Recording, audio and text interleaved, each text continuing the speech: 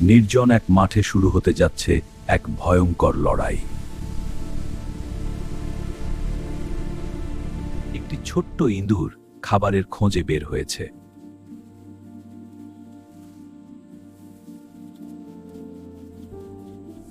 হঠাৎই সামনে হাজির এক বিষধর সাপ।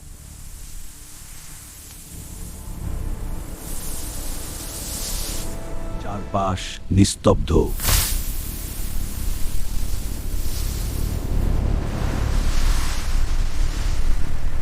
সাপ বারবার আক্রমণ করছে, কিন্তু ইঁদুর হার মানছে না।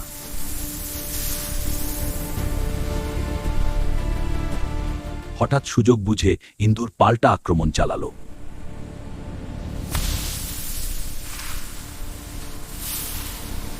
শেষ মুহূর্তে বুদ্ধি দিয়ে ইঁদুর নিজেকে বাঁচিয়ে নেয়।